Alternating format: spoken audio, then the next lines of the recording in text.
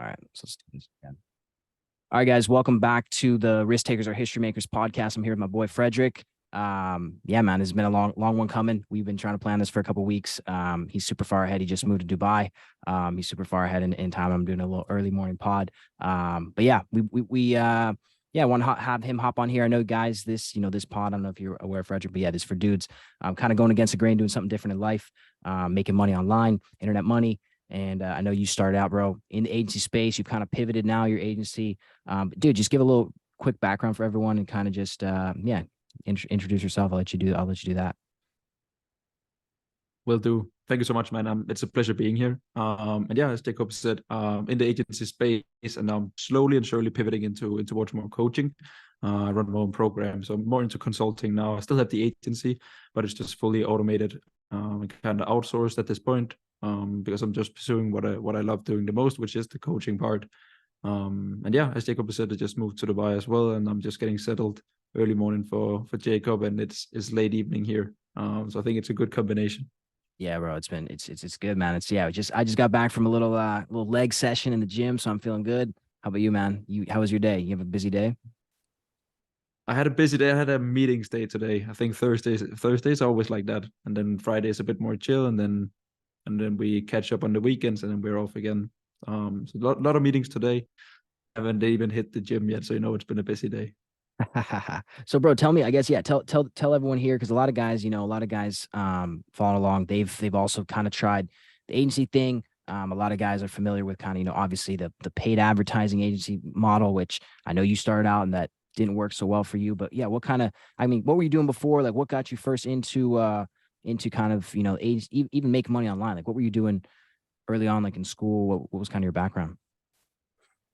Yeah, good question. I'm from Denmark, and I'm 23, and I started my online business journey when I was 22.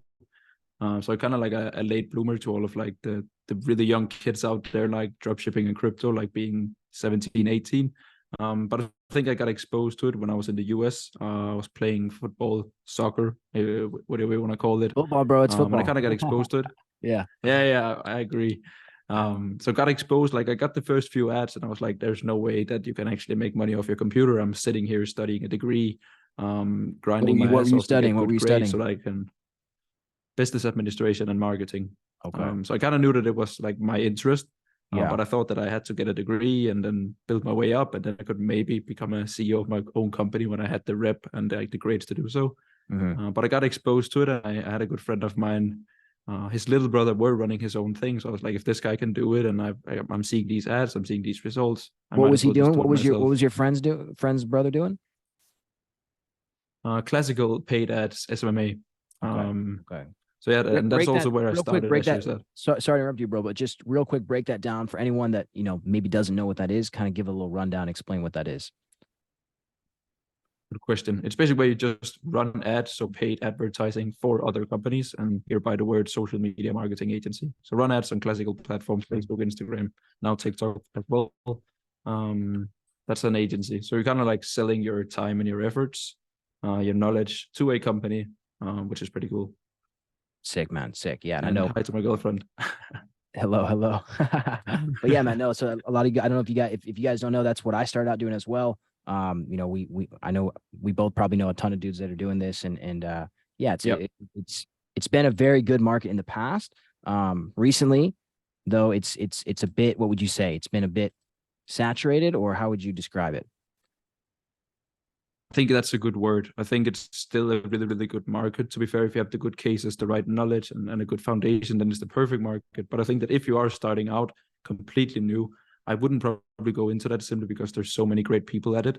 And you can still go towards the agency model, which is selling your time, selling your knowledge, no risk involved. There's no products, no nothing.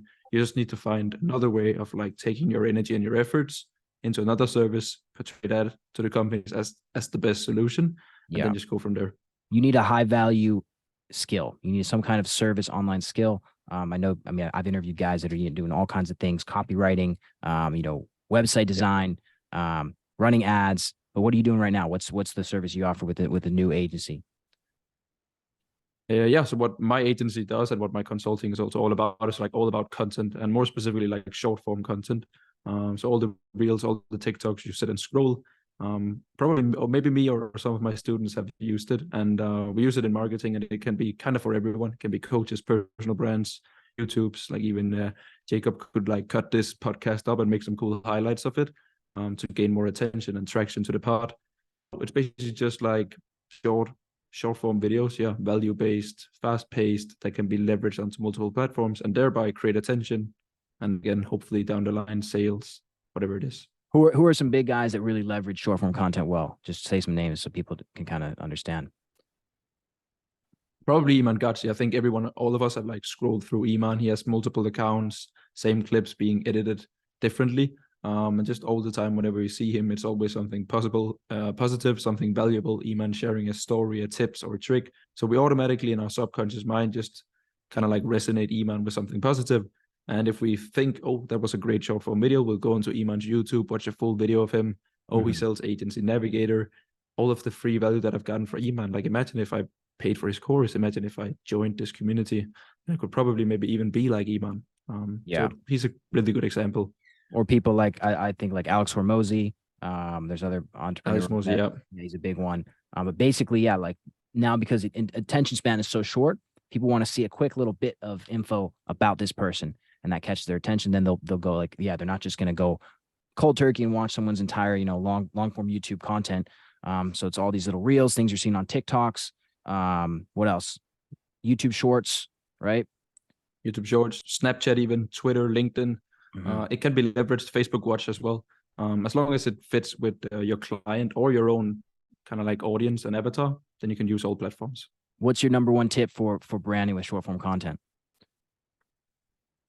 Good question. I think it's all about being authentic. There's so many people out there that are doing content, so you kind of like have to separate yourself, and there's only like one person that is you, and it is yourself. So be authentic, be yourself. You cannot create content for everyone. So pick a niche and something you're passionate about and stick to that. And then it's a volume game. It is organic. We don't put any paid ads behind it. You can do that if you think it's a great content piece and you want people to see it. Other than that, it's just all about volume, consistency, and also just being yourself and creating content for a certain group of people. Got you, Fred. And so what, Fred, what was it, like main thing that got you kind of to repivot your agency and got you even thinking about short form content? Yeah, I think I'm pretty creative and I like the creative work. I'm not a guy that likes like being very data analytic with the ads, which is a lot of like a numbers game. So I think like if I could be creative and be very visual, and then if I could get other people to take care of the editing, which I can't do. So if I could just like have the overview and the creative mind, and then get the client to kind of realize that, and then also the editors to kind of visualize it, then I kind of like had the perfect combo.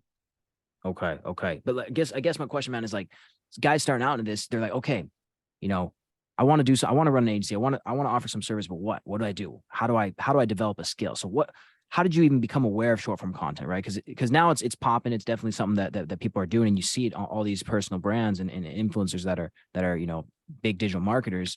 But starting out, it wasn't a thing. So how did you, obviously you had to take a risk looking into this and thinking, okay, this is actually going to be, this is something different. No one's doing this. Just like how paid ads was an amazing service, 3-4 years ago when there weren't a lot of people doing it.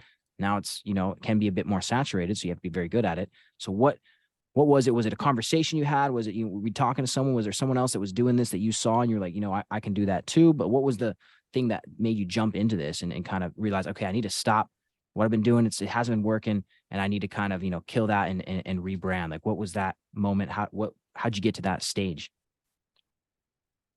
Yeah, exactly. I think it's, first of all, it's like the moment of realizing that where you are right now is not the spot for you. So I felt like paid ads, it just wasn't for me. There was a lot of downside to it.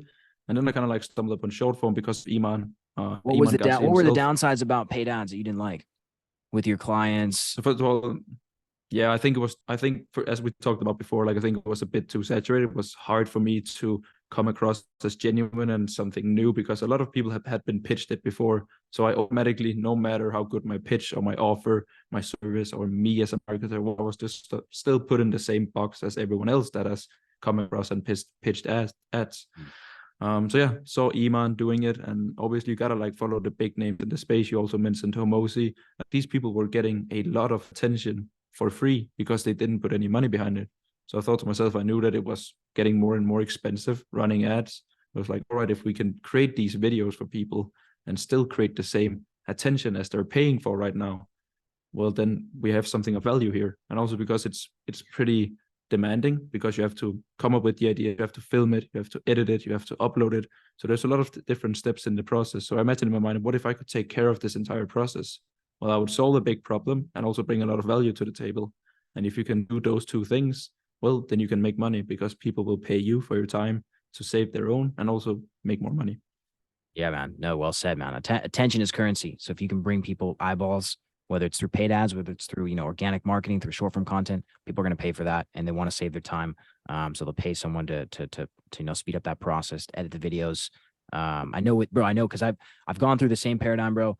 I know with e-commerce, it was very, very, when you're working with e-commerce business owners, a lot of guys, they already understand, at least, they understand how to set up a storefront. They understand branding pretty well. So for you to be to be delivering, value with paid advertising, you have to be very, very good. And a lot of times they even understand a lot of the metrics themselves. So, you have to definitely rise above.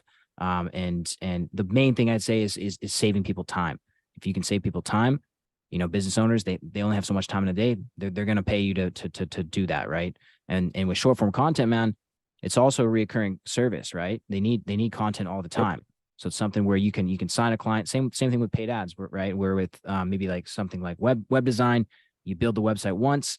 Maybe you can charge a smaller recurring retainer for maybe SEO. But once it's set up, right? So it's nice to have a service that is required every month, right? And with short form, it's something you need every month, right? So Fred, also tell me, I guess, kind of how'd you get out there? How'd you start building your new brand? I know you grew a lot on Instagram, using your own methods your own methods that you service guys with. So how was that process? What was that like, kind of getting into this? Okay, I made the decision. I'm gonna rebrand myself. And then how was that process of getting your first few clients and building your name inside? And I know you've been doing this. How long have you been doing this short form content agency? Since August. Yeah, it's like August. a year actually. So a year. Yeah. So a year. It's a good amount of time, but still, you're still obviously still building this. So what's that process been like? Yep. Kind of re-establishing your name as a short form content guy in the space and getting your first few clients and building up. How's it been?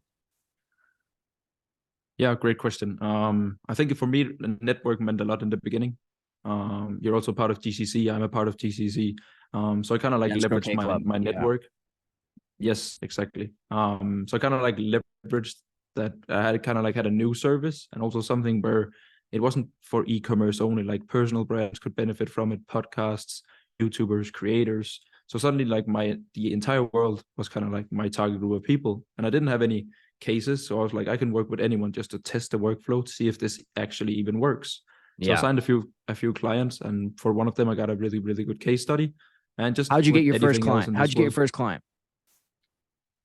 I think I just pitched it right away. I remember he posted on his story, like he was looking to get more into YouTube. And I was like, hey, bro, I know that you're going to spend a lot of time on YouTube. What if we could generate a lot of views for that YouTube channel? And he was like, how? And I was like, yeah, don't worry. Like, we just take the same footage that you were going to post on YouTube, and then we'll just take care of it. We'll redistribute it, different edits on multiple platforms. And then we'll send all the traffic back to YouTube. So you don't even have to do anything. Just send me the raw footage and we'll take care of the rest. And it worked out pretty well. And we got a few million views in the first month or so, which is a really good case study because it was all for free. And it paid off for the guy's YouTube channel. And then I kind of had my first case. I was like, okay, this is actually working. Cool. So I kind of just went out and showed these results to similar people as my client. And they gave me a lot of social proof of concept. They believed that because I've done it before, then I could probably do it for them. And that also allowed me to charge better retainers, higher prices. And then I kind of just built it from there, scaled it. And of course, I also realized at some point that now I'm spending a lot of time on this. I'm telling my clients to do these things. So of course I have to do it for myself as well. Also just to again build proof of concept. Now that just turned into like a very, very cool like ecosystem for myself, because I post a lot of content, and obviously it attracts a lot of people because a lot of content I run paid ads as well. So it's kind of like a good synergy. I kind of have my Instagram as my business card, as my landing page. Sure. So basically anyone that pops into my Instagram, I have something to offer to them, either the either it's people like you, for example, or other entrepreneurs, other people that want to build their personal brand. They see the content, they see me posting it, they see my own growth, and they reach out to me to maybe get my service. And then I have a lot of other people seeing that I'm also enjoying my time here in Dubai, and I'm 23 and I run my own thing, and they want to learn how they could do the same thing because they resonate with the videos. They like that I'm handing out free value, and they maybe like think that I'm a cool person as well, hopefully. Hopefully, right? Yeah. Yeah. So I have something to like offer to anyone, whether it's coaching, consulting, or the service itself, just because of content.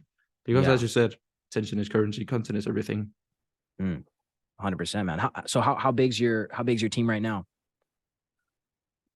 So for the coaching and for the program, I have 3 full-time employees. Okay.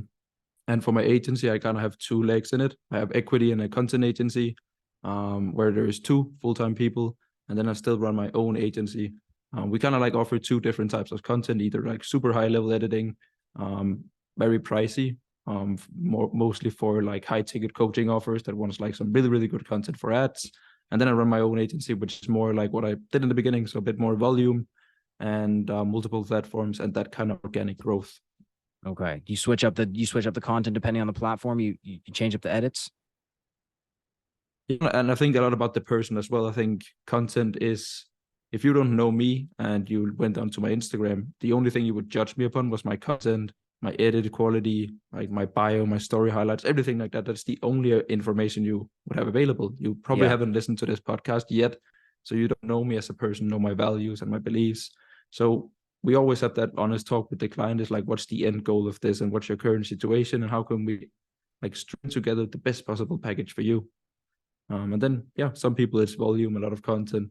Maybe they don't have the budget to move forward with the very high quality edits. But again, for me, it's not about the editing style or whatever. It's about the messaging in the videos. That's great, man. That's great. And how many clients are you working with right now? Like in total, the agency, yeah, I was around 10 in both agencies. Nice, man. That's great. So you have 2 agencies. One's higher ticket edits, for like high ticket coaching offers, and then the other one is more volume, people that are just trying to build their personal brand. And then you also have and mostly people that have stuck with me. Yeah. Okay. And then you also have the coaching program too. So you're running 3 different things. Exactly. 3 different offers. And the coaching program, what is the coaching program? Talk about that. Yeah, I think when I started out, there wasn't no one teaching short form content. I had to like go through the trenches myself, the workflows, the SOPs, the softwares to use, and kind of like how to communicate with team, paid per project. Like there were so many things that I had to learn, which was super cool at that time. But then I thought to myself, like, if I could succeed with this, then there's probably a lot of other people that could benefit from still wanting to get into that agency model, but they're not interested in email marketing or paid ads. They also want to be creative and benefit from content. So I thought to myself, why not create a program that I needed? So I just sat down and I created the program that I wish everyone should have. So there is a lot of one-on-one coaching, unlimited basically. And we have 4 weekly calls in the community. So there's a lot of heavily focused on community, because I learned from GCC, then that community is everything, your network is everything. So we heavily focus on that. And then of course I think there's 71 videos now. I always update it whenever I feel like it's missing something or I see trends in the market, basically just on the workflow, how to set up your agency, how I do outreach, sales, systems, processes, team. So it's kind of just like my thing where I just teach people how they can kind of do the same thing as I do. It's amazing, man. And the best way also to learn is when you're teaching. I found that, like, when you write it down, you actually put it into action. That's cool. So how many guys are you helping out right now? Like, get into, like, obviously there's guys who want to start short form content agencies like you. So how many guys are you helping out right now? Yeah, we launched the program in February, and now it's August here, and we have around 80 members. Nice. So yeah, you cannot buy it off a website. You have to talk to either me or the team. So we kind of like handpick the people that we feel like fit inside the community and has the right goals and reasons to move forward. That's sick. That's sick. So you heard it, guys. If you want to build a SFC agency like Fred, hit him up. Hit him up. Hit him up. Hit him in the DMs. Hit him up. Yes, cool, sir. So talk to me, bro. Talk to me about like this move. Like, how's the move been? I know a lot of guys are trying to move out to Dubai. The tax benefits, of course, right? But like, how is it living there, man? Do you like? Is the vibe cool? Like, do you like it? or is it more just for tax benefits and you'll still spend some time back home and kind of just go there when you need to? A mix of both, I would say. I think I live in Denmark, and I think we've just heard so many bad things about Middle East and Dubai, and people only there for tax benefits, and women's rights is nothing they support, and blah blah blah. So I was like, obviously, I kind of had some of that, but I also have some good friends living here. So I went to Dubai for a few months ago. I just visited here for 7 days, and I really enjoyed the vibe. I enjoyed the people. I enjoyed the city. And then yeah, business was at a good point, and I felt like I could do more, and I needed to like push myself. And one of the things that I've learned through my business journey is always to never be comfortable. And I felt like that when I was living with my girlfriend in Denmark, that I was getting a bit too comfortable. It was a bit too nice, and I felt like I'm doing enough. I'm chilling, you know. So I had to be like, okay, I need something that could like push me even further. And I think Dubai, moving here, was like the perfect move. New city, new network, new circumstances, new surroundings, new routine even. So Yeah. I think for me, and then obviously there is the tax benefits as well. I'm from Denmark and I love Denmark, but I also personally have some financial goals, and I have some goals where I want to support my family. And the fact that I could just move to Dubai, then I could reach those goals twice as fast, because with the amount of money I was making, then I would pay like the highest tax in Denmark, which is around 55%. So for me, it wouldn't make sense, you know, for me to. So I kind of had to like think of myself and my family, and how I could reach those goals as fast as possible. And Dubai was kind of like a vehicle for that. So you lived most of your life in Denmark, then you lived in US, right? You went to university in US. Where in US? Yep, 4 months Oh, only in 4 months Iowa. in Iowa, man. Yeah, just a semester. Playing football, and then just most Yep. recently now back to moving out to Dubai. That's crazy, man. That's cool. So, dude, I guess so yeah, you're heading back home for what, the summer months or the fall, I guess, because it's pretty hot in Dubai right now, right? I know a lot of people leave usually in the summer. Very hot. And I think a lot of people are telling me that, like, Fred, why are you moving during the summer? And I think that's also a good something to notice, that there's never a perfect time for anything. Because like I was looking at my schedule, and I was like, oh, I could also move here. I can't do that. I have some holidays coming up. I won't even have some time in Dubai. Or there's also this birthday or this event. Or so I was like, no, I just have to like get going, get Just gotta move. settled, and then I can always, yeah, exactly, move some things around, get it done. And happy that I did. So just getting settled here for 3 weeks, and then, as you said, I'm going back. I'm going on vacation with my girlfriend's family, and then also a team vacation, and then I'm officially moving in September into kind of my own place. Yeah. So busy month, August. Nice, man. That's cool. So are yeah. So right now you're Airbnb, and then you'll get you have your new spot picked out? Or are you still kind of like looking around at stuff? Yeah, still looking around. Actually, this weekend heading out to see a few places, also some different areas, just to kind of feel like the vibe. For me, it's very important to have like your place. So it's important to have like good gym, good place, good surroundings, good food. Have like your space where you can like really get to work and you feel at home. And I think that's Mhm. the only way that you can kind of like feel it is by seeing it and Yeah, experiencing you it. have to feel it. No, man, it's interesting because I have some a couple other buddies that have moved out there. And some people they love it, some people hate it. I have some friends that just they stayed a little bit and they came back, and I know it's super hard also to get like a spot. Like you have to be on a waiting list for a while. So it's difficult. I don't know if you've been running into that, finding an actual a crib, a spot, a house, or apartment, whatever you're looking for. But yeah, dude, that's sick. So you're not gonna really be back there until yeah, like another month or so. Wow. So where are you guys going? Where are you going for vacation with the team and with your fam?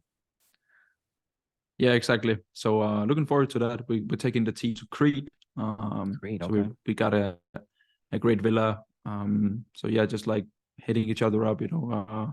My team is from Denmark. I have my partner who's also living in Dubai. So it's just like for us to get together and bond and do some work together. Because I think that's the most important part. Like Do some work. You now I'm guys at aren't a taking point where, vacation? huh?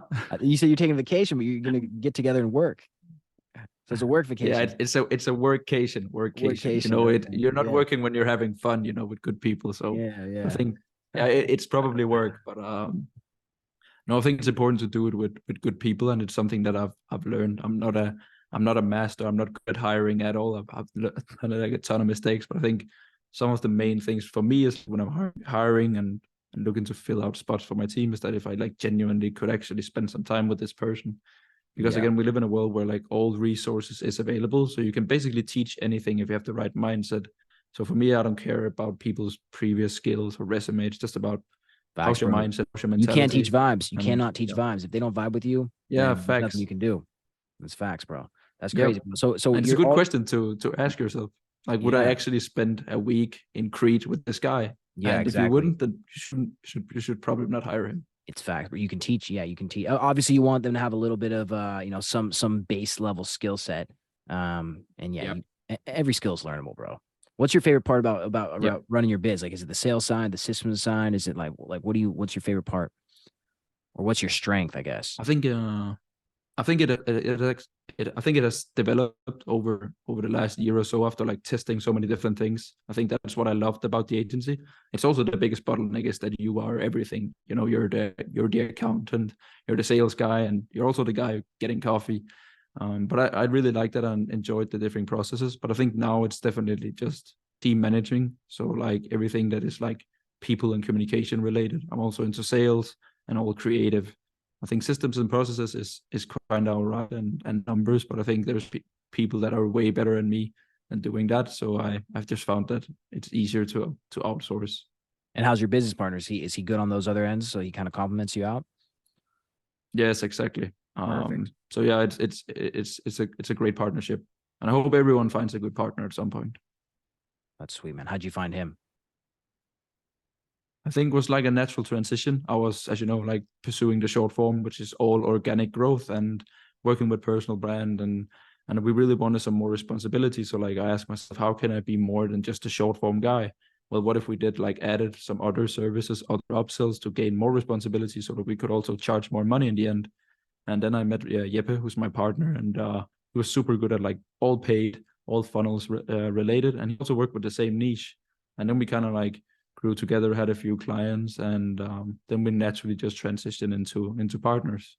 And Jeppe was also the guy that I mentioned you about that I knew from back home that was like running this business thing where I got exposed to it. So it's been like it's been a grind, it's been a journey. Yeah, that's cool. Is he also in his 20s or is he older? Jeppe he's 20. So he's 3 years younger than me. Young man. He's young. Yep. Yeah, respect, bro. He is. That's crazy. But yeah, man, that's wild. That's wild. Yeah, because I know, man, it's always I've been through a couple business partners, and it's always a learning process, man. Like I've had more business partners than girlfriends. So it's always tough, man. It's definitely like a wave up and down. I got some buddies too that have had had some situations exiting some companies and whatnot, and it's always, bro, you got to audit those guys. You got to make sure that you guys vibe and you guys comment each other, like a marriage, man, for real. But dude, that's sick. That's sick that you guys are, scaling up. What's kind of next? What's your guys' next level? Probably growing the coaching program. And then what's your vision? What's your longer term vision with this? Yeah, good question. I think definitely scaling, of course, the coaching program, making sure that it's the best program out there. Right now, we're running some very pretty numbers in terms of satisfaction, and 75% of our students also get a paid client within 2 months. And I think if we can just like keep that up, and we're super, super happy. So like a natural scaling. And I think it's a good question, because I think for me, not having been in business for that long, like only 1.5 years, it has always been like maximizing the money like this month. So like, how can I make August the best possible month? Because I need the cash, I need for rent, blah, blah, blah. But like over the last 6 months, I've just been in a financial situation where I didn't have to like worry about the cash flow. Because of the agency, because of the program, and I'm very thankful for that, obviously. But it's also made me think, so like, how can I pivot my thinking and my like how I structure my day and my business and everything that we do towards like, how can I build something for the long run? How can I build something that is like greater than just my cash flow? So I think like the educational space is cash flow is the first kind of, once you get cash flow coming in, then you can think about the larger picture. How might I actually make an impact for income? That's what I always tell guys. Impact is greater than income, right? But and then if you have the impact, income will come as well. Exactly, so it will. It's a beautiful system. So I think for me, I'm very passionate about the online education. First of all, like experiencing firsthand what it can do to your life, and the freedom it brings, and the responsibility, and everything you learn, and the people you meet. So I kind of like wish that everyone would have the opportunity, because I strongly believe that everyone should have something of their own. I'm not I don't think that everyone is born to be an entrepreneur, but everyone is passionate about something, and we live in a world where you can monetize anything. And I think that we as humans, if we do the things that we love, is also the things that we're good at. I love playing football because I was also good at it. I love running a business, and I'm also now good at it. So I think it's just like if everyone could do that, then it would be great. So I think online education isn't only for drop shippers and people like you and I, that is like young guns want to travel and make money. Like I think there's so much more to it. And I imagine hopefully a world where it's like my mom buys a course, for example, if she wants to learn more about meditation or whatever it is, like, and she like buys that knowledge and skips so many years of learning, and she finds something purposeful there. So I want to contribute to that. That is like the end goal. I mean, dude, yeah, that's fat. Like, any room that you're in, regardless of who's in there, man, there's always gonna be someone that knows something more than you. Whatever age, whatever, industry. And so, yeah, everyone has a passion, man, and everyone has a story. It's what I love, man. When I meet new people, I always try to get to the story. What's that passion when someone's talking about their passion, man, you can see just kind of the spark in their eye and they light up. So what is that story like, trying to get that out of them? Like, what is it? Okay, if it's meditation, if it's, if they're into, if they're into business, if they're into, like you said, football, if they're into, whatever their passion is, surfing, sailing, climbing mountains, whatever it is, man, everyone has that. When you can get that out of them, they light up, bro. And yeah, there's something to learn from everyone. That's a great piece of wisdom there, bro. Dude, one more question for you. What's your routine like? Because it's super interesting. I know some entrepreneurs, man, they switch it up. Now, I've experimented with different things where it's like, I'll do like the morning flow, the evening flow, late night flow, workout super early, 5 a.m. club, even 4 a.m. club. I was waking up at 4 a.m. for a number of months last year. Now I've kind of found like a happy medium. I'm sure it looks different every day, but do you have kind of a general schedule that you follow? And now you're living in Dubai, so I'm sure it's changed up a little bit too. But what's that flow look like for you? Yeah, exactly. And I think it's a good way of saying it, that the routine always like changes up, but there's always something that you stick to. Because I think I'm a true believer structure. Yeah, exactly. That life and business comes in like momentum and seasons. So I think for me, that's been like super hard to like stick to one routine. Also because if you change environment or the weather or whatever it is, like there's something always fluctuating. Maybe you're super busy. But I think for me, it's like going to the gym is a must. Like getting some, like just staying active, staying healthy, eating decent, just so that you can work at work, and then always cold showers. I think it's something that it doesn't take any time. It's just like so nice. And now it's just a habit. But yeah, I've never like found myself in like any crazy strict morning routine or evening routine. I think for me, it's just about like being in a happy state of mind. And if I feel like it, then I'll maybe sleep a bit longer tomorrow. And if I'm fresh, I'm getting up early. So I think I've always seen all the YouTube videos, read all the books about like structure and habits and all of those things. And I've always just kept like postponing it. So when I lived at home, I started my business. I was like, whenever I move out, I'll get a good routine because then I have more time for it. I'm in a new place. I'm not at my mom's house. It's not weird if I wake up super early and wake up the whole house. And then I moved, and I was like, new things came, and then I'm too busy. Then I'm going to Dubai in like 3 months. When I get to Dubai, I'll probably get a routine. So I'm like very bad at like getting a routine and into that. But I think it works perfectly fine without it as well, as long as you just stay happy and like, small things as gym, cold shower, healthy foods, good people around me, and working on things that I like to work on is all I need. You pick a few things, man. I know, because it's a big misconception, especially younger dudes. Like my younger self, thinking you have to have everything dialed in. Have like a 3-4 hour morning routine. Be crushing everything and have it super consistent. And it's funny, man. The more guys, the more entrepreneurs I talk to, the more young dudes like us that are crushing it. That I talk to, it's really about your flow state. Like me, man.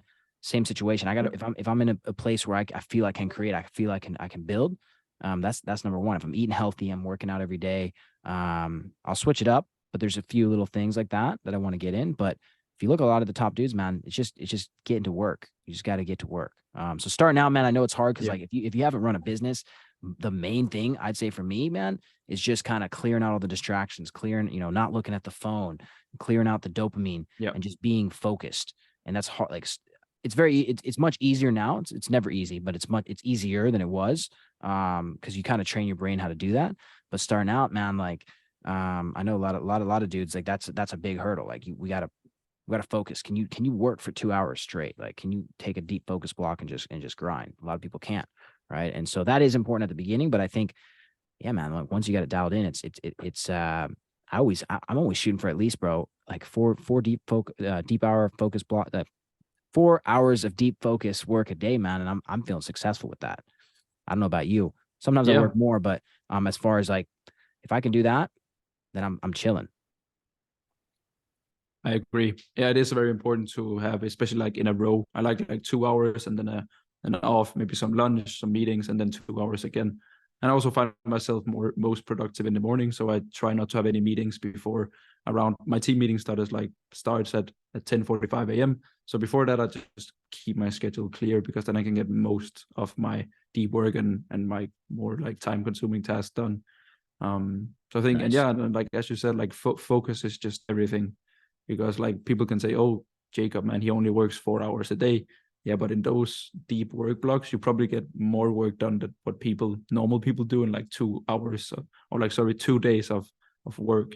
Yeah. So I think it's just like stay focused and yeah, like I think So maybe I'm when contributing to it in a bad way, but all the short form content and stuff like that. But I think it's just like, that's how it is.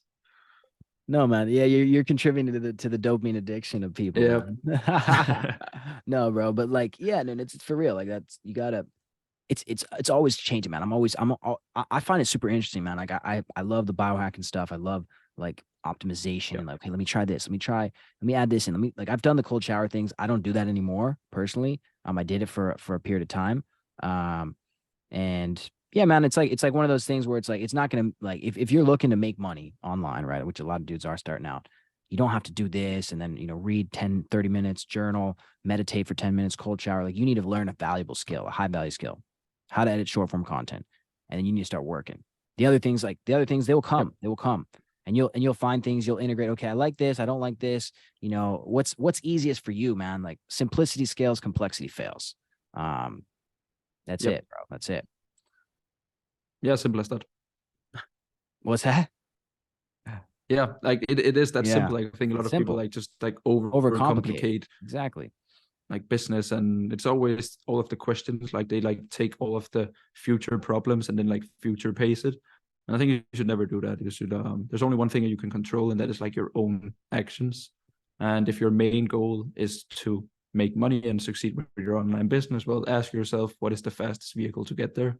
Is it me reading 2 hours a day? Is that gonna make me money? Probably not. So yeah, as Jacob said, focus on one high income skill and then just get to work. Word, man. What do you do outside of business? Oh, good question. I go to the gym, I play some paddle, spend some time with my girlfriend. I'm a big family guy as well, so I love spending time with my grandparents, mom, dad, sister. Other than that, I think that's also a big misconception. I think a lot of people think that whenever you become an entrepreneur and get into that space, you have to like cut out all of your friends that isn't making money because they're bad influence and blah blah blah. But I really enjoy like talking to my friends and hanging with them. They keep me grounded, and like I mean, it's just amazing to still have them. And other than that, like I like listening to podcasts, reading here and there. So I'm very chill. I also like to watch some Netflix on the couch and just like Oh relax. shoot, man. So I You're an think entrepreneur and you watch Netflix? You're a sinner. God damn, God damn, that's the title. That's the title. Wow, wow. It's no, that's good, man. Yeah, you gotta partake, man. You gotta enjoy yourself. You gotta enjoy life, right? Sit down, Yeah, yeah. relax, That's good. That's good. Yeah. Like can't be so serious all the time. Um, wild man. No, that's good. Yeah. So you like your family, you have a big family? Not really, actually. My mom is an only child, and my dad has two siblings. So, but we're very, very close. Like we're from same town in Denmark called Holstebro. There's only like 40,000 people living there, and I still have both my grandma and granddad on both sides. For like both my mom and dad, they're still alive, and they still both of them, all four of them actually live in Holstebro. So I'm always just very close to them, and I think it was just a big blessing. And we're super close as a family. Even though my parents are divorced, I still have a very, very good family, and I Good spend a lot of connection. time with them. Are they running And yeah, businesses at all, or what do they do? Like how did you not get at into all. this? Really? Okay. All of my actually like my dad and also my dad's wife and my mom and her new boyfriend, like they're all teachers. So there's like no Nice. business whatsoever. I think I was the first one attending university out of my family as well. The 4 months I Wow. was Wow. there. Yeah.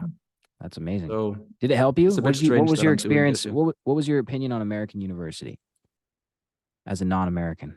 I liked it a lot.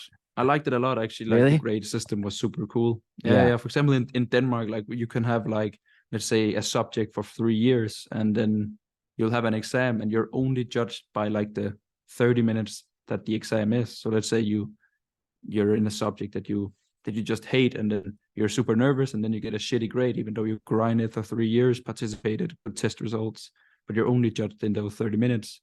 So I came over there and I was like, I get rewarded by my work every single day. And I was like a huge thing for me. So I finished with a very, very good GPA. And I was like, I was thinking to myself, what if I put this amount of effort into something every single day that was my own? And together That was a combining light that with bulb. like getting Yeah. exposed to online business, that was like, Mm. what if I could bridge this and take like all of this hard work, studies, preparation into something that was like only me that could control, which was my business. I was like, we have it, we got it. So then you went back home and you told your parents you're dropping out. Did you drop out, or why'd you only go one semester? Yeah, one semester I think was a good combination of both the business, but also I missed my family a lot. I was just like completely on my own. I had my girlfriend and then my whole family, and I just felt like this wasn't for me. It was like it was probably some of the best 4 months in my life, and I like got super good relationship, and I still talk to these friends, and it was amazing. But I just felt like it wasn't it. It was a great experience, but I really wanted to get back and start my business. So it was like, yeah, January 2022 when I got back, and I just told myself, Frederik, you have a year full time. You can live with your, I could live with my mom. So I told myself I had a year to make it work, to make a full time income, which is in Denmark is around like $5,000. So I told myself you have to like have a monthly income of $5,000 within a year. If you don't, well, then you have to go to university in Denmark. That's a good, like a little And wager, that's like a little bet with yourself. That's yeah, it good. is. Yeah, It lights a little fire under you. yeah, it really does. And I think that's the most important part when going into business. Like you have to set deadlines for yourself, because for many people, it just becomes a sleeping pillow that they have a Mm. job or they have a study. And it's always an excuse. So like whenever I finish my bachelor, I will focus on my business. And then the master came and then the job, and then the business was only on the side. And now they're relying on the money that they make through their job or whatever it is. And the business will always get down prioritized. Dude, I 100% see that. I mean, when I started out, I had, I was working jobs too and running business on the side. And I remember when I 100% committed to it and I quit the job, I Yeah. told everyone at my job, I said, listen, I'm going all in on this. And they said, you're crazy. You're not going to make it. You're going to fail. And I said, Yeah. you guys should do this too. And I was trying to get other people to join. And I quit and I haven't had a job since. And not having a job and having 100% of your time into it, yes, you have the full day, but it makes it more. Yeah, you can put 100% of your brain power to it. When you're working a job or you do a Yep. couple gigs or you have this and that. It's one of my mistakes early on in entrepreneurship. I was doing too many things, trying to do this, hustling, doing this, selling my service here, connecting this guy with this guy, and like trying to make money off of all these different things. Where it's like, listen, bro, you need to focus down on one, like you said, high income skill and put your eggs all in one basket, because then you can put 100% of your brain power into that and you're going to have success. Whereas if you have 20% here, 20% here, 20% here, you're not going to have that great of success with it, right? And when you have a job, you're tired, you come home, you don't want to spend 3 hours in the evening doing some heavy, like some business stuff, man. You got to solve problems. You got to figure out, okay, what software am I going to use for this? Yep. How am I going to pay these guys? How, you got to, it's heavy research stuff. It's not like just some simple, here and there, relax. Like you need brain power for it. And then when you're dead after a 9 to 5 job, you come home, you don't want to work on business. So you have to quit. You have to burn the Simple as ships, that. man. So that's Yep. cool. And you had your mom, so you're living with her. You didn't have too many expenses, I assume. Yep. You had your full day. Yep. Exactly. And then how Yep. did you keep yourself from not like okay, I have the full day sleeping in, or, going and just kind of wasting time. Like, how did you keep yourself focused, self-discipline, man? Like, not like, yeah, a lot of people starting out, they don't have the discipline, right? They don't have anyone keeping Yeah. them. Okay, are checking in on them? Are you doing this? Are you like, how did you keep yourself grounded and disciplined and focus on the goal?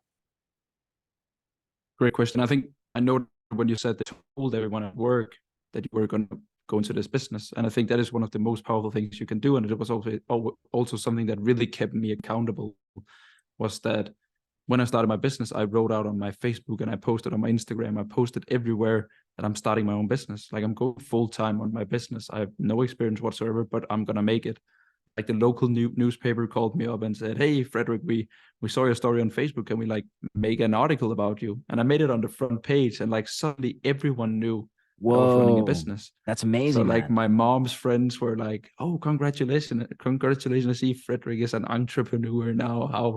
How happy You must be so happy of your congratulations!" And son.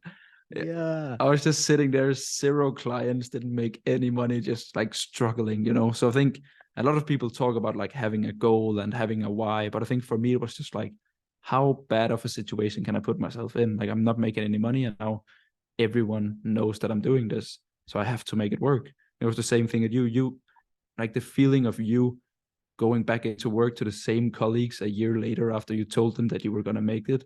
Like that feeling was like worse for me than the feeling of imagine 10K a month. So I was like, holy shit, I need to make this work. So whenever you woke up on a Tuesday and was like, I could also sleep a few more hours, then you looked at the newspaper front page, Frederik starting his own business, and then you're like, all right, get Nice. to work. Yeah, man. That's Yeah. nice, man. Like, think of the pain. Think of, okay, it's this or it's this. I could go back to this, but Yep. like, yeah, man. And I see this. I have buddies too that start out and they're half in, half out. I'm like, listen, you gotta burn the ships, draw the line in the sand. Yeah. Be homeless if you have to.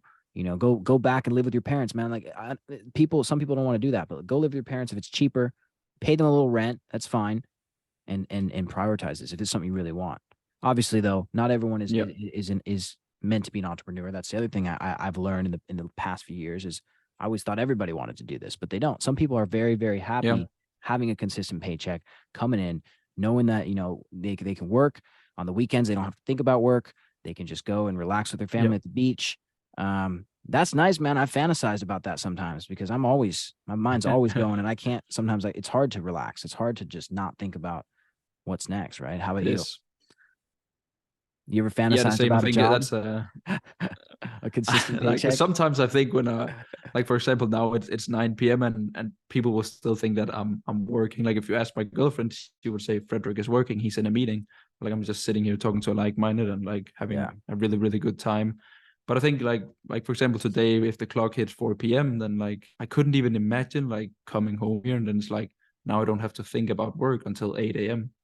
Like what am I thinking of then? Like ever since I started my business, I've just been yeah. like constantly thinking and growing and stuff like that. So I think it's also a trait, like being able to actually take some time off. I know some people in my close circle that like can't do it, and they always like when we're out for dinner, they like check phone, like email, Slack, see if there's anything burnt. Like, and I think it's also That's really, also really important that you can yeah. actually take some time off. Like, it's actually a skill to like completely shut down, distance yourself from the business, make sure that it's still running, of course, but also just like get back, find yourself, be creative, chill, Spend time and with then your back. girlfriend. Spend time with your family. How do you do that, Yeah. man? How do you kind of flip the switch? Yeah, a really good question. Super hard for me in the beginning. And I was really bad at communicating it as well, because I think everything in business is communication, whether it's team, sales, outreach, everything is just communication. And I was so bad at it with my family and girlfriend. It was like if there was a dinner or I was sitting in the couch with my girlfriend, I was like always checking my phone. I wasn't being present. And then if people asked me, and then I was just like, I'm working. Like I didn't even explain myself like, and then whenever I started like opening up, I like shared with my family what I was working on, why I was working so much, Mm, what I found frustrating, and what I was happy about with my work. Then suddenly everything became so much easier because they started to understand that, all right, Frederik is working on this, and that project, and he's doing it actually because that he really wants to support us and have a great life and spend more time with children when he will probably get some kids in a few years. So I think whenever I started like communicating it and actually like including them instead of just distancing myself and like, I'm working, like, don't bother me, that like changed everything. And like now my girlfriend is completely on the same page. And whenever I said to her, like after dinner, like I have a meeting tonight, like, hey, cool, nice, I will just watch a movie and then you can come join later. Like it's like it's such a big relief where in the beginning, I was like, why do you have to work? Like, why don't you have time for me? Why can't we do this? And now we're kind of on the same page, all because of communication. I think that's important. That's a good one for me, man, because I know, yeah, for me, man, like I sometimes, especially with my family, because yeah, they don't, I always think they don't necessarily understand exactly everything. So I'll give them a broad picture, but yeah, I'm sometimes, again, I'm just working. I'm working. And so, and Yep. I have Yep. another buddy who does this very well. He's always talking about his work. And so I always understand like Yep. the problems he's going through, even though if I'm not in the same industry as him, he's doing web design stuff, but he's always talking about it. And it's very, yeah, man, it's a good word, man, to talk about your work. Let it out. It also helps you process it. I don't know if you're how you process, Yep. but keeping it all inside the head, it's not always healthy. So Yep. it's good to talk about. That's a good one for me, man. That's good. Yeah. Tell my friends That's about what I'm good. working on and talk about it more. It helps everything and flipping off. Cause yeah, It dude, really sometimes for does. me, after I've had a long day, it's hard in the evenings to flip off. It really is. Uh, Yep. Also because that you know that the next day is probably just as long and you have to perform because there's people expecting stuff from you. Like I think that was also a big switch from Lee, like suddenly from me running my agency, just me to like now having these full-time employees. Like there's people expecting stuff from you and you have to deliver in order for them to perform, in order for them to pay the bills. So it's really good to have some people to talk to, and it can be people like you or like-minded where you can really like get some good feedback and thoughts on this. But it can also be my mom who has no whatsoever business experience, but still see the human tendencies and from a completely other perspective because she's a teacher. So she will look at it in a completely different way. So I don't pressure my business or numbers and stuff like that onto my family, but I always like use them and talk to them. And if I'm having a team member that's struggling, like, do you have any tips for me in order to communicate it? What could I do better here? And it's really cool to like get these different perspectives because people like you and I could probably agree that it's just high performance, set some new KPIs, blah, blah, blah. Like, all these optimization, business blah, blah, blah. Yeah. performance, but it's like my mom would just be, have you asked the guy if he's doing all right? Like maybe there's something in his personal life. And I'm just like Yeah. so caught up in this, like, money, performance, KPI, commission, bam, bam, bam, Yeah. retainers, clients. Something like, hey, maybe the guy has something going for him that isn't too great, and Yeah. it's just cool to get the different angles. Dude, that's huge. I got myself a performance coach and the last year of performance life coach for that. So I could talk about business and everything. And Yeah. he could give me kind of a third party view of everything. And it's been very helpful. And he's Yeah. in business, but also he's also a fitness coach too. So that's been helpful for me. But also, Oh, dude, nice. talking to your mom, talking to people that aren't in business is super good too, because you just get that genuine, honest perspective. People are real, which is cool. Yep. Yeah, Frederick, do you have anything else you want to tell anyone? Like any last few words, any piece of advice you want to give to like your younger Denmark Fred? That's true. I What think would it's you a funny say? exercise because It's I think all it's all the always content that I yeah. tried to create, I actually just like imagine myself like 2 years ago having no clue what business was. So I think like it's always cool to like if you can give one advice or something like that. I don't have a golden thing or anything like that. I think it's just like just do it. I think the pain of regret will always be worse than the feeling of failure. And that is kind of like what I live by. So every time I feel like there's an opportunity or something I should go into, it's always like, I'll probably regret it if I didn't. And I can always just take the fail, take the hit. If I don't like Dubai, well, just move back home. If the project didn't work out, well, it didn't work out, but I learned a lot. So I think even in a world where there's a lot of leverage, everything is available online. So if you have the gut feeling and you have a dream, then go for it. Like you only have one life. You only have one life, exactly. How about one non-business thing? One non-business thing, surround yourself with people that you love.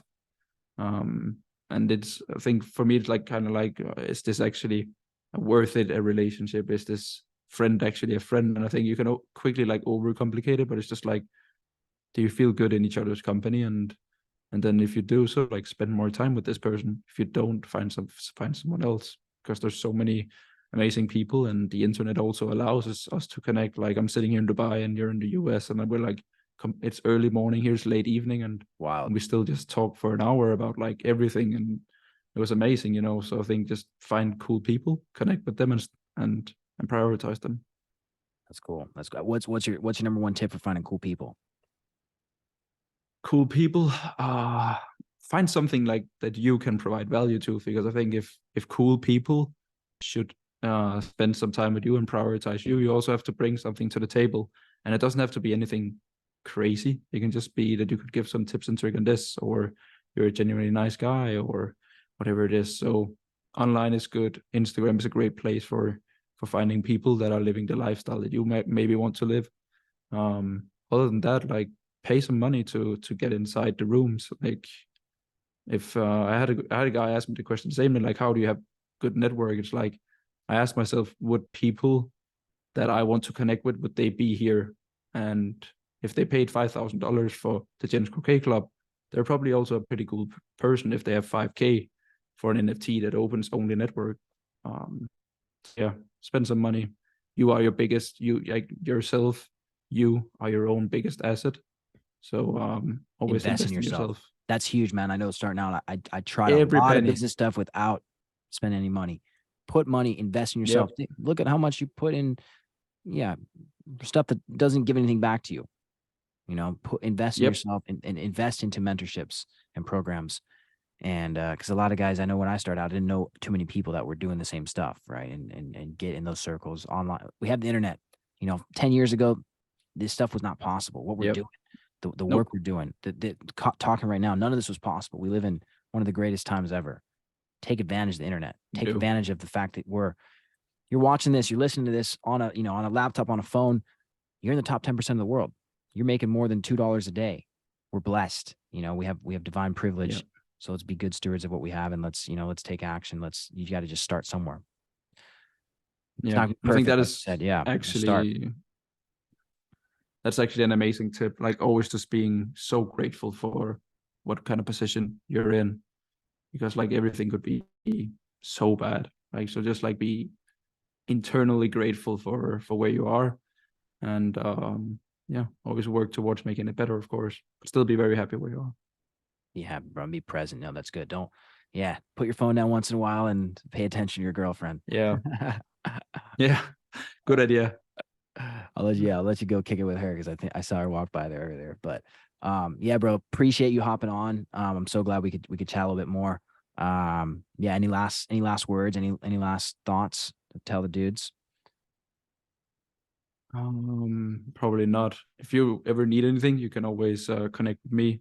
Send me a message if you're feeling lost or need advice. It doesn't have to be business, it can also be personal.